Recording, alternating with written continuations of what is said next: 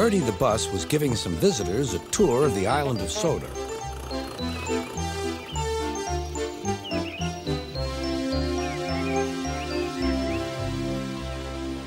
It was their last afternoon, and Edward was preparing to take them to meet Bill and Ben.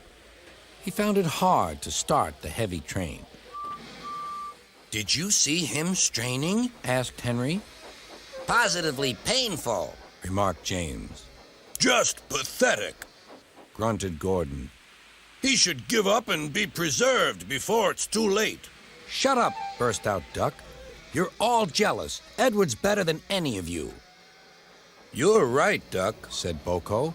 Edward's old, but he'll surprise us all. I've done it. We're off.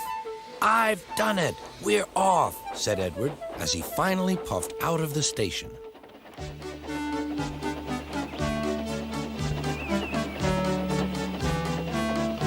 Bill and Ben were delighted to see the visitors. They loved being photographed. Later, they took the party to the China Clay Works in a brake van special.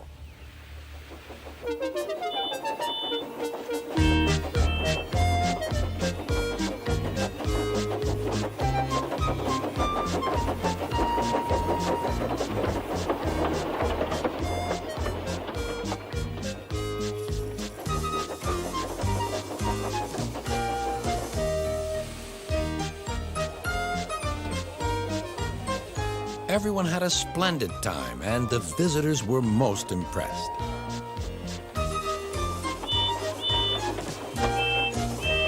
Then Edward took the visitors home.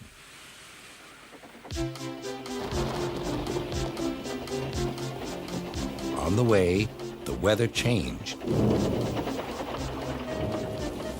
Wind and rain buffeted Edward.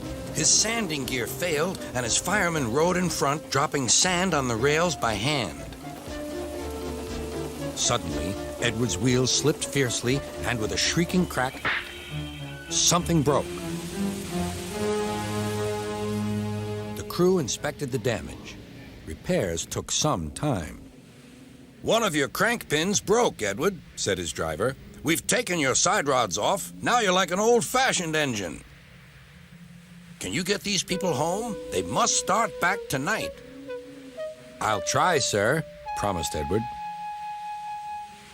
Edward puffed and pulled his hardest, but his wheels kept slipping and he could not start the heavy train. The passengers were anxious. The driver, fireman, and conductor went along the train, making adjustments between the coaches.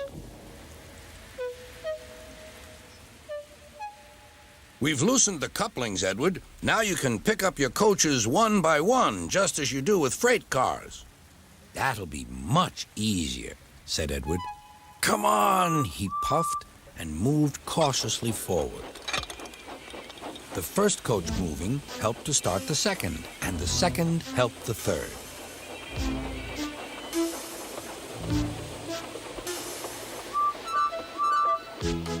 I've done it! I've done it! Puffed Edward. Steady, boy, warned his driver. Well done, boy! You've got them! You've got them! And he listened happily to Edward's steady beat as he forged slowly but surely ahead.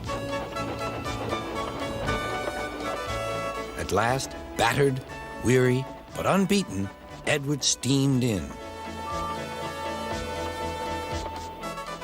Henry was waiting for the visitors with the special train. Beep, beep.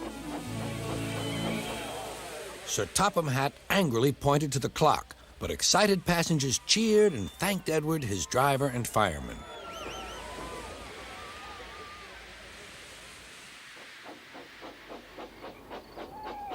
Duck and Boko saw to it that Edward was left in peace.